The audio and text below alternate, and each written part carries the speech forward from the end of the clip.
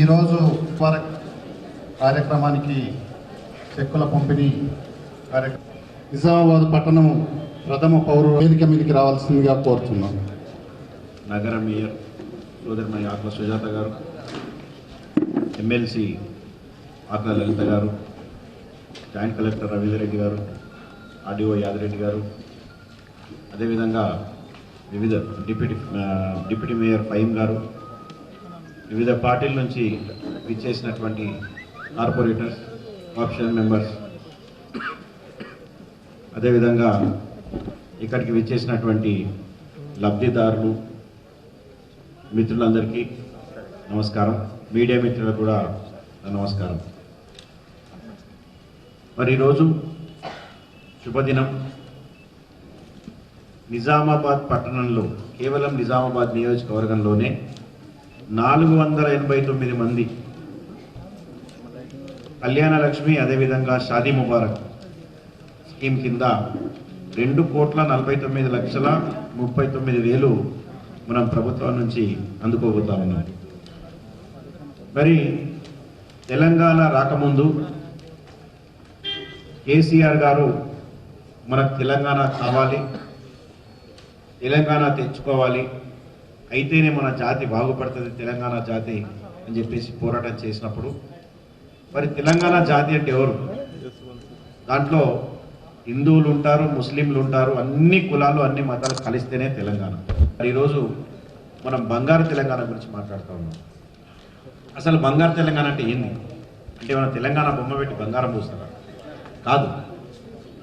ప్రతి ఒక్కళ్ళు కడుపు నిండా అన్నం తిన్నప్పుడు, కంటి నిండా నిద్రపోయినప్పుడు, అప్పులు లేకుండా పిల్ల పాపలతో సుఖంగా ఉన్నప్పుడు ఉండేదే బంగారు తెలంగాణ. దాంట్లో పుట్టిన పసిబిడ్డ నుంచి, నిజానికి చెప్తే పుట్టకన్నా ముందు కడుపులో ఉన్నప్పటి నుంచే ఆ బాధ్యతను మేము ఎత్తుకుంటామని చెప్పేసి తెలంగాణ ప్రభుత్వం ముందుకొచ్చి గర్భవతులుగా ఉంటే వాళ్లకు పౌష్టిక ఆహారం ప్రభుత్వం తరఫున అందియడం, వాళ్ళకు కోడిగుడ్డు పెట్టడం, వాళ్ళకు పాలు ఇవ్వడం, మంచి ఫుడ్ పెట్టడం ఈ సెంటర్ ద్వారా మనందరికీ తెలుసు. మన బిడ్డ పుట్టిన తర్వాత కూడా ప్రభుత్వమే బాధ్యత తీసుకొని ఆ బాలింత కావచ్చు, అదేవిధంగా పుట్టినటువంటి పిల్లలకు కూడా పౌష్టిక ఆహారం ఇస్తూ వాళ్ళని పెంచేటటువంటి బాధ్యత కూడా ప్రభుత్వం తీసుకుంటా ఉంది. అదేవిధంగా స్కూల్స్ కావచ్చు, కేజీ నుంచి పీజీ వరకు కూడా చేస్తామని ప్రభుత్వం చెప్పింది. ఇప్పుడు ఆచరణలో త్వరలో పెట్టబోతా ఉన్నాం. మరి అదేవిధంగా ఇదొక కళ్యాణ లక్ష్మి షాదీ ముబారక్ ఈ స్కీమ్ పెట్టినప్పుడు లబ్ధిదారులు చాలా కొంతమంది, ఎస్సీ ఎస్టీలకు కళ్యాణ లక్ష్మిని, మైనారిటీలకు షాదీ ముబారక్ అని చెప్పేసి పేరుతో ఈ స్కీమ్ వచ్చింది. అసలు ఎందుకు ముఖ్యమంత్రి గారు ఈ స్కీమ్ తీసుకొచ్చారు? చాలామంది రెక్కాడితే డొక్కాడనటువంటి పరిస్థితిలో మన తెలంగాణ రాష్ట్రంలో ఉన్నారు. ఆడపిల్లలు పుడితే మనకు బరువు అయిపోయారు, వీళ్ళకి పెళ్లి ఎట్లా చేయాలనేటటువంటి పరిస్థితుల్లో చాలామంది ఉన్నారు. మరి అందరికీ ఒక కుటుంబ పెద్దగా నేనుంటాను, మీకు మీ కుటుంబానికి అండగా నేనుంటా, ఒక పెద్దనగా నేనుంటా, ఒక తండ్రిగా నేనుంటా అని చెప్పేసి ఎవరు కూడా ఆడపిల్ల పుడితే ఇది మాకు బరువు అని భావించకూడదని చెప్పేసి ఈ కళ్యాణ లక్ష్మి అని షాదీ ముబారక్ కార్యక్రమాన్ని గౌరవ ముఖ్యమంత్రి గారు తీసుకొచ్చారు. 51,000 రూపాయలు ఇస్తే దాంతో ఆ అమ్మాయిని గౌరవంగా ఇంటికి పంపించడం, బంధువులందరినీ పిలిచి భోజనాలు పెట్టవచ్చు, అందుకోసమనే ఈ డబ్బు అని చెప్పేసి కూడా ముఖ్యమంత్రి గారు తెలియజేశారు. దాని తర్వాత బీసీలు ముందుకొచ్చి ఈ స్కీమ్ అంతా చాలా బాగుంది, మీరు మాకు కూడా వర్తింపజేయాలని చెప్పేసి వివిధ సంఘాలు వచ్చి విన్నవించుకున్నప్పుడు మరి ముఖ్యమంత్రి గారు ముందుకొచ్చి ఇది బీసీలకు కూడా వర్తిస్తుందని చెప్పేసి మరి ఆచరణలో పెట్టడం జరిగింది. దాని తర్వాత ఫార్వర్డ్ క్యాస్ట్ నుంచి కూడా కొన్ని రిక్వెస్ట్ వచ్చాయి. అయ్యా మరి పేదవాళ్ళ మేము కూడా ఉన్నాం, మరి మాకు కూడా మీ సహకారం అందియాలని చెప్పినప్పుడు మరి ఇది ఎవరైతే తెల్ల కార్డు ఉన్న వాళ్ళు ఉన్నారో, ఎవరైతే బిలో పవర్టీ లైన్ ఉన్నారో అందరూ కూడా ఇది వర్తిస్తుందని చెప్పేసి చెప్పడం కూడా చాలా ఒక గొప్ప విషయం. ఇది ఆషామాషి స్కీమ్ కాదు.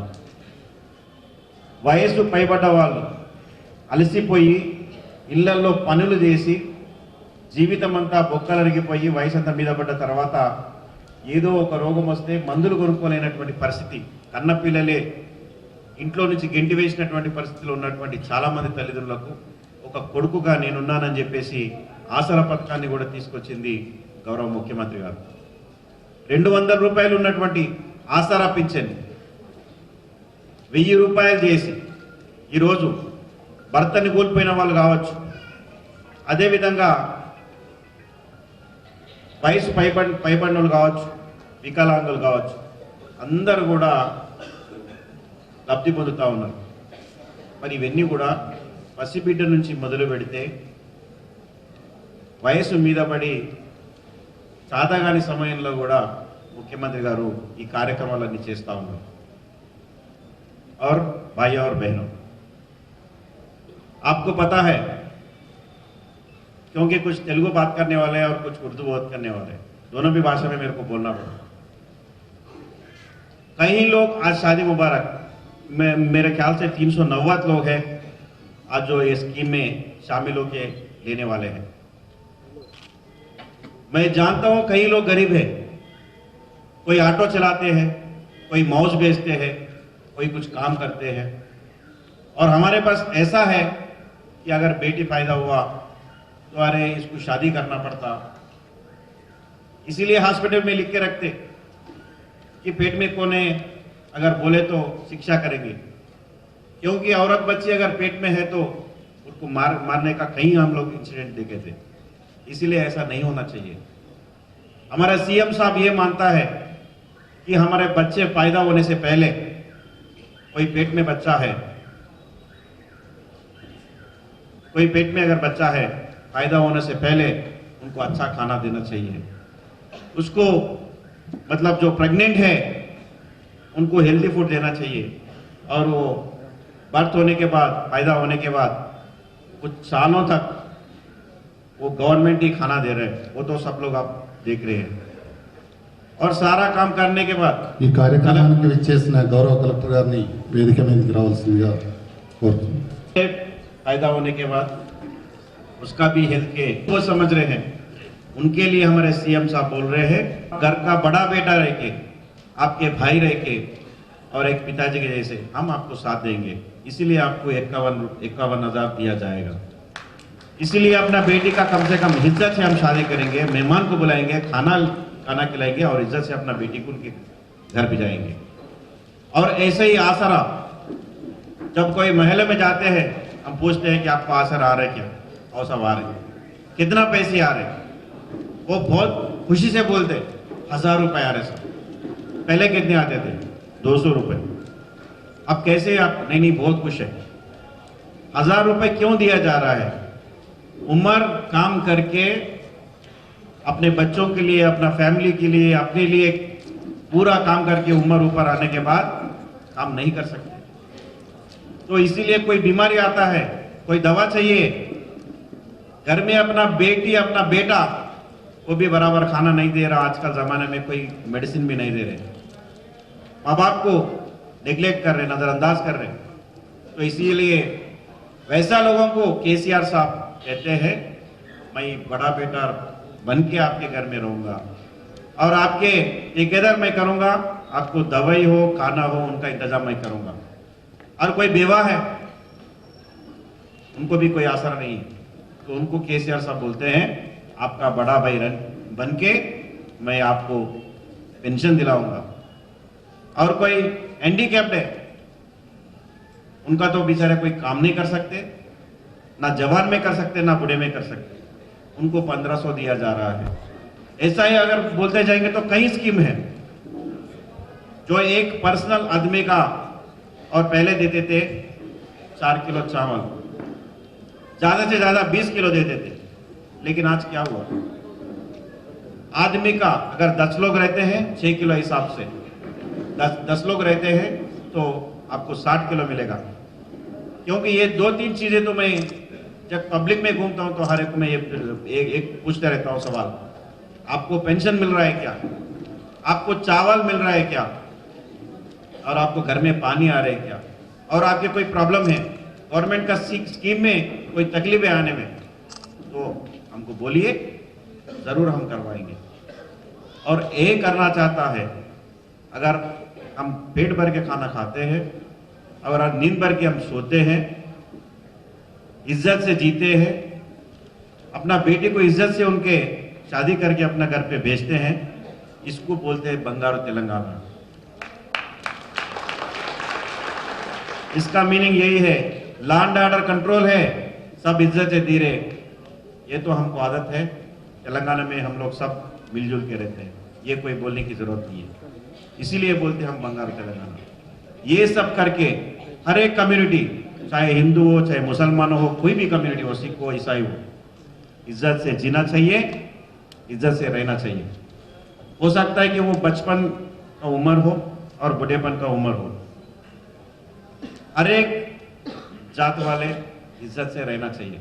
इसीलिए किसी को भी नजरअंदाज न करके हमारा सीएम साहब ने जो सपना देखा था तेलंगाना का, 14 साल लड़के तेलंगाना हासिल किया, उसके बाद हमारे लोगों का आबादी करके दिखाएंगे बोल के जो बोले थे, अभी आबादी हो रहे हैं, उसमें आप लोग भी शामिल है। और मैं आज यहाँ पे जो मौका दिया गया, मैं शुक्रिया अदा कर रहा हूँ। को, यहाँ के हमारे एमएलए साहब को, सब नेताओं को और यहाँ पर आए मेरे प्यारे भाई बहनों को मेरे दिल की गहराइयों से आदाब और नमस्कार। आज एक बड़ा ही एक हसीन मौका है जहाँ पर हमारी बच्चियाँ जो अभी निकाह के मौके पे जा रही हैं और कुछ का निकाह हो भी गया है, उन सब बच्चियों को आज यहाँ पर हमारे प्यारे मुख्यमंत्री साहब की तरफ से 51,000 रुपया उनको मिलेगा। जब से नया तेलंगाना बना है तब से हम देख रहे हैं कि हमारे मुख्यमंत्री साहब, honourable chief minister of Telangana, उनका सबसे जो ज्यादा तवज्जो है वो हमारी बहनों पे है। आप देखेंगे, यही नहीं, जब एक छोटा एक महिला जो हमारी बहन जैसे ही वो माँ बनने वाली होती है, वो स्कीम कहीं पर भी नहीं है, दुनिया में किसी भी कोने में ये स्कीम नहीं है कि जब हमारी बहन माँ बने उसको हर रोज एक दूध का गिलास और एक अच्छा एक बड़ा अंडा और खाना जिसमें कि चावल, दाल, सब्जी हो, कहीं पर भी ऐसी स्कीम नहीं है। आप देखेंगे आमतौर पर स्कीम है, कुछ बना करके खिला देते हैं, बट कहीं पर भी ऐसी स्कीम नहीं है। ये स्कीम बस हमारे तेलंगाना में ही है। यही नहीं, ये जो बच्चियां जब बड़ी होंगी, हमारे ही निजामाबाद में पहले 6 माइनॉरिटीज के लिए 6 रेजिडेंशियल स्कूल का ऐलान हुआ और वो 6 स्कूल बड़े अच्छे से अभी चल रहे हैं। इस स्कूल में अच्छी तालीम उर्दू मीडियम में भी दे रहे हैं। ये 6 के अलावा और 4 स्कूल भी नए हमारी अपनी जो हमारी डिस्ट्रिक्ट है, अपनी निजामाबाद डिस्ट्रिक्ट को, वो भी अभी हमें नए से 4 भी हमें मुकम्मल किए गए हैं। अगर आप देखें, पहले कोई भी गरीब महिला, वो कोई भी हो सकता है, बीसी, एससी, एसटी या हमारी माइनॉरिटी बहनों में, जैसे ही कोई शादी की बात आए तो उसके घर वाले डरने लगते थे, ये पैसा कहाँ से लाएंगे, कहीं से उधार लेना पड़ेगा, फिर शादी करनी पड़ेगी। कहीं पर भी ये स्कीम नहीं है जिसमें हमारी बच्चियों को उनके माँ बाप के खाते के नाम पे पूरा का पूरा 51,000 रुपया उनके खाते में जाता है, ताकि शादी में चलो पूरी तरीके से तो हम खर्चा नहीं कर सकते, लेकिन कहीं से उनका थोड़ा सा बोझ हल्का हो। ये हमारे जो मुख्यमंत्री हैं उनका ये कहना है। और आज बड़ी खुशी हो रही है कि खुद हमारे यहाँ पर जो हमारे एमएलए साहब हैं वो खुद यहाँ पर आए हैं और वो सर्टिफिकेट जो चेक है और उसकी प्रोसीडिंग है वो खुद आपको देंगे। आमतौर पे क्या कहा गया है कि अगर इंसान खुद मेहनत करे, अंते हिम्मत इंसान मदद खुदा, अगर इंसान खुद मेहनत करे तो खुदा भी अगर एक दरवाजा कोई बंद करे तो खुदा आकर के 10 दरवाजे उनके लिए खोलता है। ये एक आम बात है। जो भी इंसान गरीबों की मदद करता है, उस इंसान को अल्लाह मियां की तरफ से बहुत बड़ी मंजिल उनको मिलती है। अगर हम यही चीज अपने ही मुख्यमंत्री के लिए देखें, हर कहीं जहां पर भी कोई गरीब है, बहन है, भाई है, कोई बच्चा है, कोई यतीम है, कुछ भी है, कोई अपने आप को यतीम ना समझे। तेलंगाना सरकार में कोई भी अपने आप को यतीम ना समझे। ये हमारे मुख्यमंत्री हमें बार बार ये बात कलेक्टर्स कॉन्फ्रेंस में कहते हैं। जब 10 डिस्ट्रिक्टों से 31 डिस्ट्रिक्ट, मुझे उर्दू में गिनती भूल गई है, पहले याद थी, 31 डिस्ट्रिक्ट बने, तो उसका एक ही मुद्दा था कि एज डिस्ट्रिक्ट, जो जिला के डिस्ट्रिक्ट के जो हेड हैं, जो वहां के डिस्ट्रिक्ट के अफसर हैं, वो हर खानदान उनके टिप्स पे होना चाहिए कि अगर इस मंडल में इतने खानदान हैं, उन खानदानों के बारे में, एक एक खानदान के बारे में आप क्या कर रहे हैं? क्या उसको जो पेंशन है वो आ रही है? क्या उसको राशन आ रहा है? क्या उसके बच्चे स्कूल जा रहे हैं? क्या उस खानदान में से अगर कोई माँ बनने वाली है वो ये खाना खा रही है? मतलब हर खानदान के बारे में उनकी तरक्की हो रही है या नहीं, वो ही सिर्फ सोच में रख करके 31 डिस्ट्रिक्ट बनाए गए। और मैं आपको बहुत खुशी से बता रही हूँ कि जो हमारे केसीआर साहब जो हमें कहते हैं, वो हमेशा गरीब को अपनी सोच में रख करके हमें कुछ करने को कहते हैं। और उसका नतीजा आज यहाँ पर कल्याण लक्ष्मी हो या शादी मुबारक के चेक हो, आज यहाँ पर बट रहे हैं। मैं आपसे एक बात और कहना चाहती हूँ, जितने भी हमारे हॉस्पिटल्स हैं, आप देख रहे हैं आपके अपने हॉस्पिटल, कम से कम 2-3 करोड़ पिछले 2-4 महीनों में ही हमारे गवर्नमेंट हॉस्पिटल में इतने भारी रकम से वहां पर रिपेयर के और नए नए औजार आ रहे हैं, नए नए डॉक्टर वहां पर भर्ती हो रहे हैं, वो सब हमारे लिए ही हैं। यही नहीं, आप सबको मालूम है जो पैप स्मीयर जो हमने अपनी महिलाओं के लिए अब शुरू किया है, जिसमें आप काफी महिलाएं हमारी अर्बन एरिया में पीएचसी में आ रही हैं, वो तनिखी करवाने के लिए। तो मेरी गुजारिश है कि मेरी बहनें सब वो जो टेस्ट है, वो जो गर्भ सांची, मुखोद्वार गर्भ सांची कैंसर का जो टेस्ट है, आप सब जा करके करवाएं। और उससे अगर किसी को बड़ी अर्ली स्टेज में कोई बीमारी है, वो बहुत जल्दी से उस बीमारी का पता चलता है और बड़ी जल्दी ही उसको हम आरोग्य श्री के नीचे रख करके उसका हम इलाज भी करा सकते हैं। यही नहीं, हमारे अपने अगर एक गरीब घर की महिला कहीं पर भी डिलीवरी के लिए जाए, अगर वो प्राइवेट खाने में, दवा खाने में डिलीवरी के लिए जाए, तो कम से कम भी 30,000 से 40,000 रुपया कम से कम जेब से देने पड़ते हैं। मेरी आप सबसे दरख्वास्त है कि आप हमारे जो गवर्नमेंट के अस्पताल हैं, आप वहां जाइए। काफी बड़े पैमाने में वहां पर अब डिलीवरीज हो रही है। आरमूर का ही आप अगर हिसाब लीजिए, हमारे आरमूर जो अस्पताल है, वहां कहीं साल में 3 डिलीवरियां होती थी। कितनी? 3। 12 महीने में 3 डिलीवरियां होती थी। पिछले ही महीने में वहां पर 160 डिलीवरी हुई है। मतलब एक ही दवाखाने में जहां 12 महीने में 3 डिलीवरी होती थी, 1 महीने में 160 डिलीवरी हो रही है। उसका मतलब है कुछ तो गवर्नमेंट कर रही है, जिसमें आवाम का जो भरोसा है उन अस्पतालों पे पड़ रहा है। तो मेरी गुजारिश है आप सबसे, जितने भी हमारे अस्पताल हैं, हर अस्पताल में हर एक बेड के लिए हमारे मुख्यमंत्री ने 4-4 हजार रुपया हर बेड के लिए दिया है कि कोई भी जो भी अस्पताल जाए वो दवा खाने से, कोई प्राइवेट दवा खाने से दवाई नहीं लेकर के आए। पिछली कलेक्टर्स कॉन्फ्रेंस में भी हमें सर ने बोला कि हर बड़े अस्पताल में आप लिखिए कि कोई भी बाहर से टेस्ट नहीं करवाएगा और दवाई नहीं खरीदेगा। आपको मालूम है कि जीजीएच हॉस्पिटल में जैसे ही हम अंदर जाएं, हमने भी बड़ा बड़ा वहां पर लिखवा के रखा है।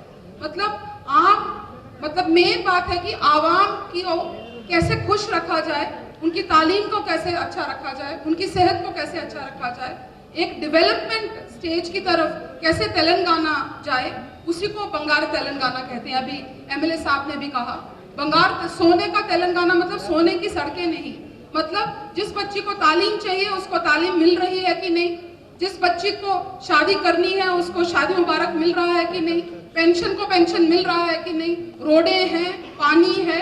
यही है मेन मकसद जो हम कहते हैं सुनहरा तेलंगाना बनने का।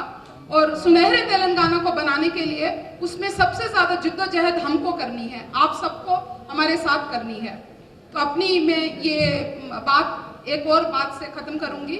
हम सबको मालूम है कि जो बड़ा नोट है 500 का या 1000 रुपए का जो बड़ा नोट है वो अब रद्द हो गया है।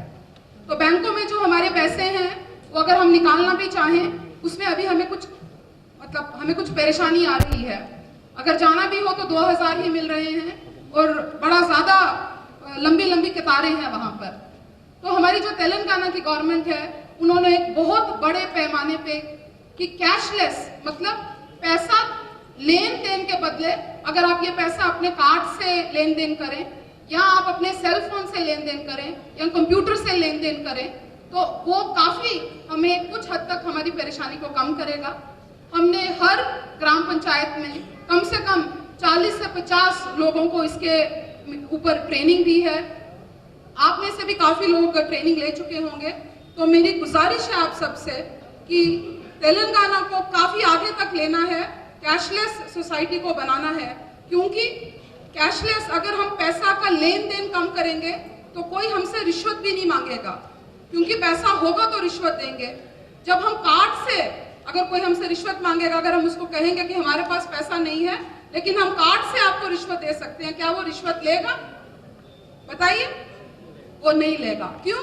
क्योंकि अगर हम कार्ड से रिश्वत देते हैं तो कार्ड में पता चल जाता है कि किसको कितना पैसा मिला, तो वो एक प्रूफ हमें, एक प्रूफ क्या बोलते हैं उर्दू में, एक सबूत है हमारे पास। वो सबूत हम कभी भी पुलिस के पास लेके जा सकते हैं, देखो इस इंसान ने 1000 रुपया मांगा। तो ये जो कैशलेस है, ये सिर्फ कैशलेस नहीं, इससे काफी हमें फायदे हैं। सबसे पहला फायदा है कि ये जो करप्शन है, जो ये मैं बोल रही हूँ, जो अलग से कोई लोग पैसा मांगता है, वो जरूर कम हो जाएगा। यही नहीं, हर कोई गवर्नमेंट को टैक्स पे करेगा। हमें काफी लोग ऐसे हैं जो लाखों करोड़ों भी कमाएं लेकिन वो गवर्नमेंट को टैक्स नहीं भरते। तो वो जो काफी अमीर लोग हैं जो गवर्नमेंट को टैक्स नहीं भरते, अब कैशलेस उनको भी पूरा का पूरा जो उनका खर्चा है वो कंप्यूटर में दर्ज होता रहेगा, वो भी जरूर गवर्नमेंट को टैक्स भरेंगे। अगर गवर्नमेंट के पास ज्यादा पैसा आएगा, हम ज्यादा स्कूल, ज्यादा अस्पताल, ज्यादा रोडें और ज्यादा पेंशन, ज्यादा शादी मुबारक सब ज्यादा कर सकते हैं। वो गवर्नमेंट के पास आने वाला पैसा नहीं आ रहा, इसीलिए बहुत बड़े पैमाने में, अभी भी गवर्नमेंट बहुत बड़े पैमाने में खर्च कर रही है। तो आप सोचिए कि हर एक को जिसको टैक्स भरना है, अगर वो टैक्स भरे तो कितने और बड़े पैमाने में गवर्नमेंट भी काम कर सकती है। आप सब यहाँ इस मौके पे आए, आप सबको मैं एक बार फिर धन्यवाद देती हूँ और मैं शुक्रिया अदा करती हूँ आरडीओ साहब का भी, जिन्होंने मुझे इत्तला की इस प्रोग्राम के बारे में और मुझे मौका मिला आप सबसे अपने ख्याल बताने का। Thank you. हमारे honourable MLC madam Lalitha madam इस प्रोग्राम के बारे में कहेंगे। बोलो।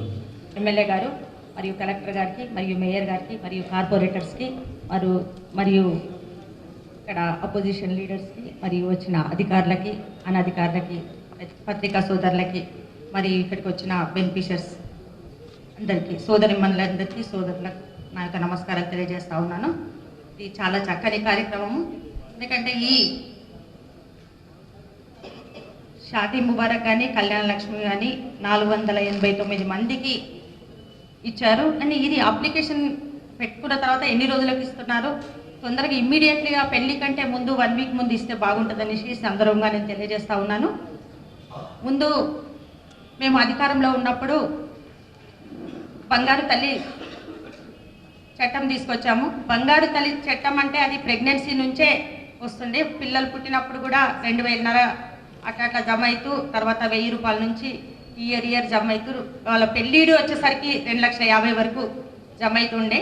ఇప్పుడు అది తీసేసి ఇది తీసుకొచ్చారు, కళ్యాణ లక్ష్మి మరియు షాదీ ముబారక్. ఇలాగే బీసీ వాళ్ళకు కూడా వర్తింపజేయాలనేసి కూడా నేను ముఖ్యమంత్రి గారికి కూడా నేను కోరినాను. కానీ ఇప్పుడు అప్లికేషన్ ఎక్కడ పెట్టుకోవాలనేసి వాళ్ళు తికమక అవుతున్నారు బీసీ వాళ్ళు.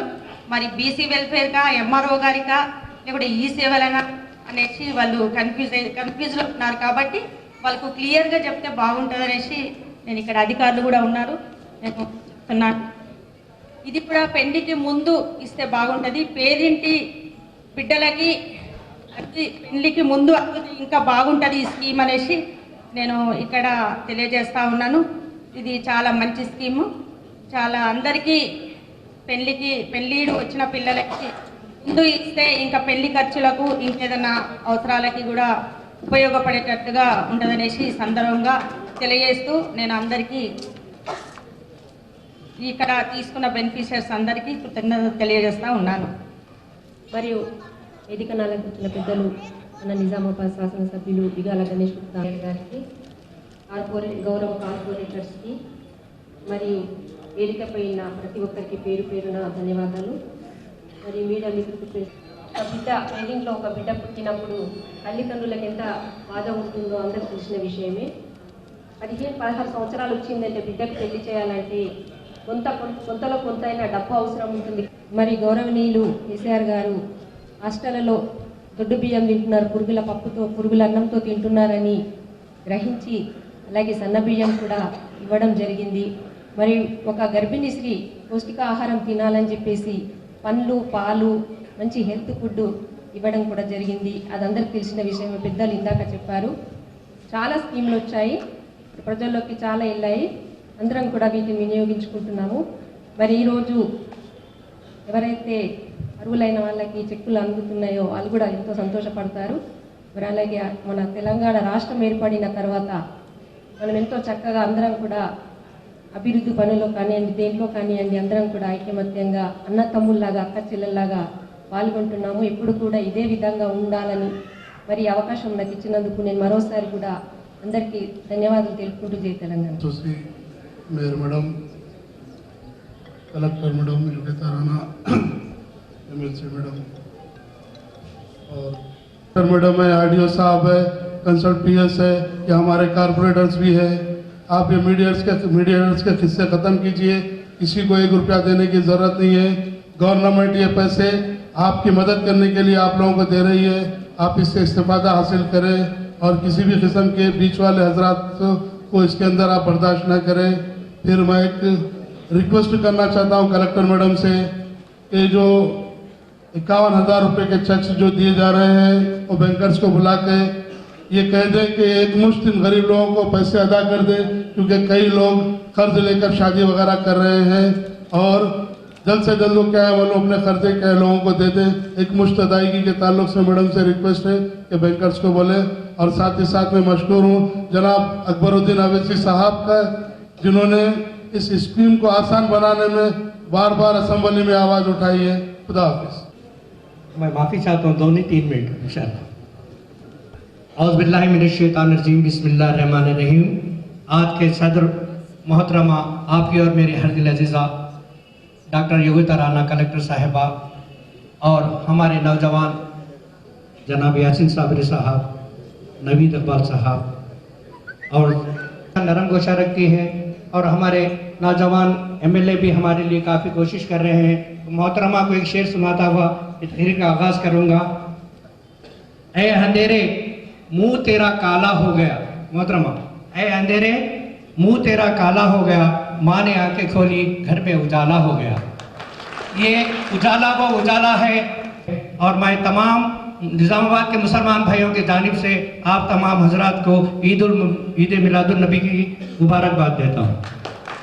अज़ीज़ान मिल्लत, ये बड़ी खुशी की बात है कि एक शख्स ने ऐसे कारनामे किए तेलंगाना के लिए जो अगर मैं आपको बताता चलो कि बैरिस्टर असदुद्दीन अवैसी ने 100 करोड़ रुपया हिंदुस्तान में पहली मरतबा एजुकेशन के लिए आंध्र प्रदेश को लाए। उस जमाने में मैं माइनॉरिटी फाइनेंस कॉर्पोरेशन डायरेक्टर था, तो हमने उस जमाने में ये सोचा कि हम जब गए उस मीटिंग में बच्चों के लिए 300 से 400 बच्चे हायर एजुकेटेड बने, डॉक्टर इंजीनियर बने। अगर हमारा एक बच्चा पढ़ के, एक बच्ची है बच्चा हमारे पढ़ के तालीम याफ्ता हो जाएगा, यकीनन हमारा माशरा बहुत बड़ा हो जाएगा। मैं इसलिए बात को बार बार दोहरा रहा हूँ कि आज फिर 4 नए स्कूल, जैसा कि मोहतरम कलेक्टर साहिबा ने कहा कि निज़ामाबाद में आ रहे हैं। आप अपने बच्चों को ज़्यादा से ज़्यादा तालीम की तरफ तवज्जो दीजिए। एक पढ़ी लिखी खातून, यकीनन एक कोई डिप्टी मेयर ने कहा इस पे जो ब्रोकर्स है बीच में, इनकी वजह से भी थोड़ी देर हुई थी। इंशाल्लाह आप देखेंगे, क्योंकि हमारे नौजवान कायद एमएलए साहब काफ़ी इंटरेस्ट रखते हैं मुसलमानों से। उन्होंने मुझे बार बार बुलाकर कहा जाइए आप अपने लोगों को समझाइए ज़्यादा से ज़्यादा। मैं तमाम कायदीन को और एक बात करना चाहता हूँ, खास करके इमामों और हमारे जितने भी मुस्लिम लीडर हैं उनका भी फर्ज बनता है कि आप अपने काम को गवर्नमेंट की स्कीमात से शनाख्त कराइए। गवर्नमेंट की जो स्कीम आते हैं उनके बारे में जाके तहरीर कीजिए। हर लीडर का काम है कम से कम 1-4 को अगर चाहता हूँ कि अभी थोड़े चेक्स बचे हुए हैं, इंशाल्लाह वो किस लिए बचे हैं कि आरडीओ साहब से मैंने बैठ के परसों बात की थी, तो बस इसलिए बचे कि वो घरों जिस घर में इंक्वायरी करने आए वो इंक्वायरी को नहीं चाहिए, घर किराए का था। इंशाल्लाह आप बेफिक्र रहिए, ज्यादा से ज्यादा आप लाइए, इंशाल्लाह करने के लिए तैयार है हमारे केसीआर साहब। मैडम साहिबा, आकुला ललिता बहन साहिबा, आकुला सुजाता बहन साहिबा, एसे अलीम साहब, यासीन साबरी साहब, फ़हीम साहब और तमाम कारपोरेटर्स को और हमारी बेनिफिशियरीज बहनों को, सभी को मेरा आदाब। वैसे तेलंगाना हुकूमत इस मुख्तसर से ढाई साल के अरसे में मुसलमानों के लिए क्या क्या इक़दाम कर रही है, वो सुनहरे तेलंगाना की इब्तिदाई शुरुआत से लेकर इसका आगाज़ हो चुका है। रहा सवाल, चूंकि मैं पार्टी की नुमाइंदगी करता हूं तो पार्टी के बारे में बोलना मेरा फर्ज बन जाता है कि किसी भी शोबे में मुसलमानों को पीछे रहने नहीं देने वाली हुकूमत का नाम है टीआरएस हुकूमत। किसी भी मसाइल से आंख में आंख मिलाकर मुसलमानों को बात करने के देने के लिए किसी पार्टी की हिम्मत की दाद देना है तो वो टीआरएस पार्टी है। ये अलग बात है कि बहुत से कायदीन असम्बली में या कहीं भी नुमाइंदगी देते हैं, ऐसा तो आज़ादी के 70 सालों में नुमाइंदगी देने वालों को रद्दी के पेपर की हैसियत से ज्यादा नहीं बनाया गया था। किसी और पार्टियों ने मुसलमानों को इस तरह सरबुलंदी और विखार के साथ किसी मुल्क के किसी कोने में जीने का मौका नहीं दिया गया था। सिर्फ और सिर्फ तेलंगाना रियासत में मुसलमानों को ये एजाज हासिल है। अगर इसका सहरा किसी न किसी को जाता है तो केसीआर साहब को जाता है। क्या किसी को ये नहीं मालूम था कि इमाम और मौजन की हमारी तनख्वाह कितनी होती है? पिछले आजादी के 70 सालों में बहुत से लोगों ने तकारीर में तो बड़े बड़े बुलंद दावे करते हैं, लेकिन क्या मुसलमानों के बच्चों की शादी के बारे में किसी को ख्याल भी आया था? अगर किसी को ख्याल आया तो वो केसीआर साहब को आया। अगर हुकूमत की इमदादों को, इमाम और मौजनों को तनख्वाहें दी जाती है, ईदैन के मौके पर गरीब मुसलमान को 2 वक्त की रोटी नहीं तो नहीं, आपको इफ्तार के लिए आला लाजिमात का खाने के लिए किसी हुकूमत ने इफ्तार के मौके पे खाने का इंतजाम किया मुसलमानों और क्रिश्चियनों को, वो तो केसीआर साहब थे। ईद के मौके पर आपको एक शायर ने कहा था गरीब के ताल्लुक से, कल ईद का दिन होगा तो क्या पहनेंगे, चांद से कह दो कि तैयार नहीं हैं हम। गरीब की ये दुआ होती थी कि 1-2 दिन बाद ईद आती तो मैं कहीं मजदूरी करके शायद मैं ईद के मौके पर नया जोड़ा पहन लूं।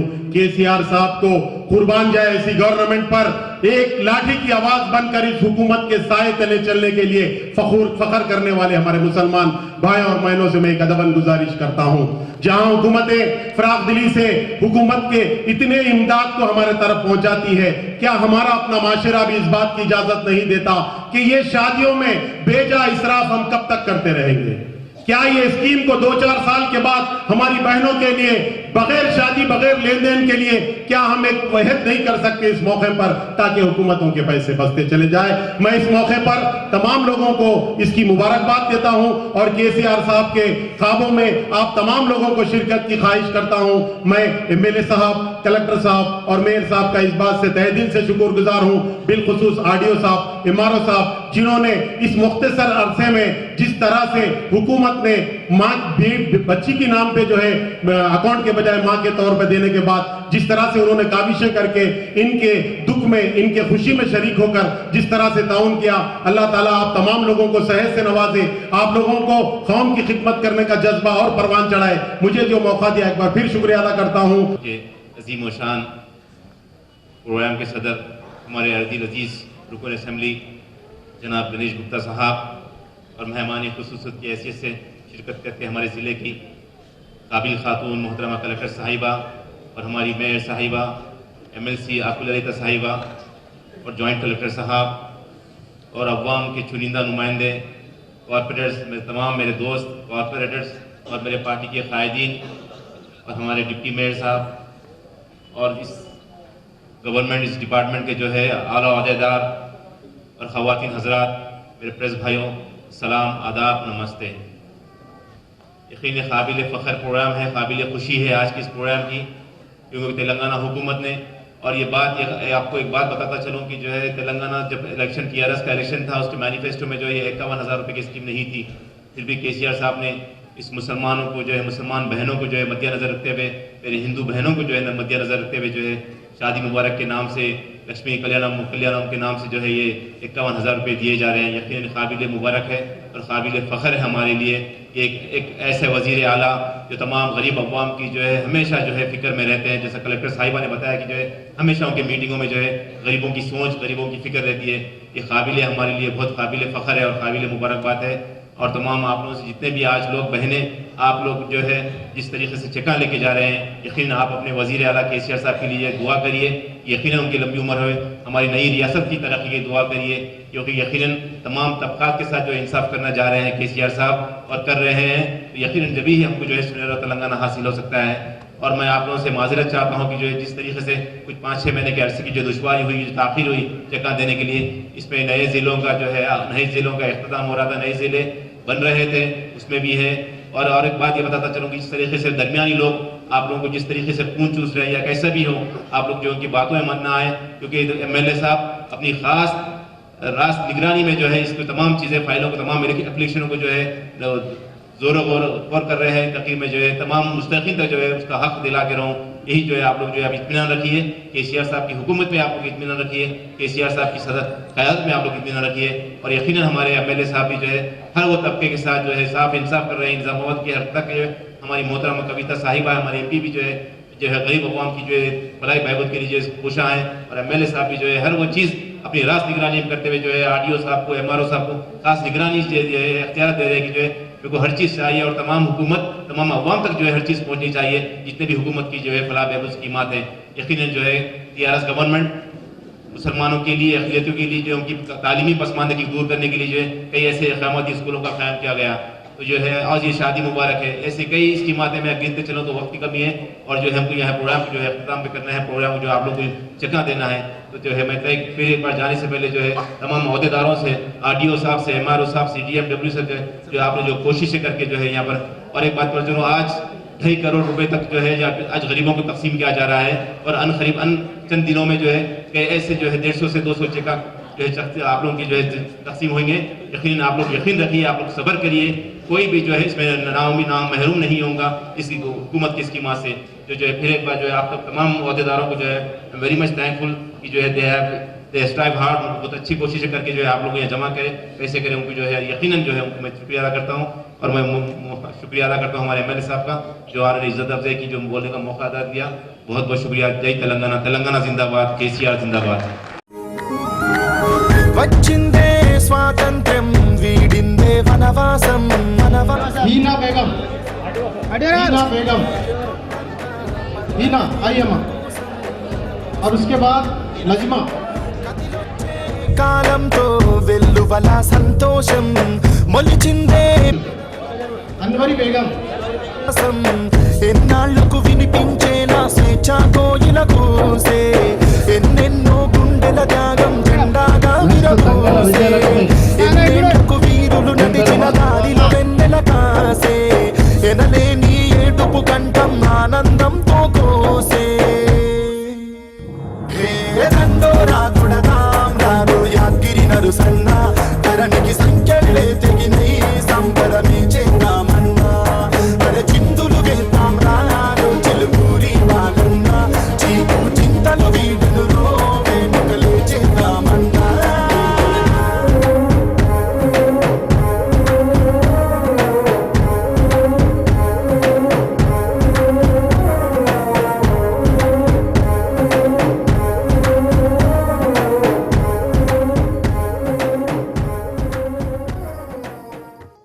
షాదీ ముబారక్ కళ్యాణ లక్ష్మికి హాజరైనటువంటి గౌరవ MLA గారికి, కలెక్టర్ గారికి, మరి JC గారికి, మరియు మేయర్ గారికి, డిప్యూటీ మేయర్ గారికి, మరియు కార్పొరేటర్లందరికీ పేరు పేరున ధన్యవాదాలు తెలియజేస్తూ ఈ కార్యక్రమాన్ని ఇంతతో ముగిస్తున్నాను.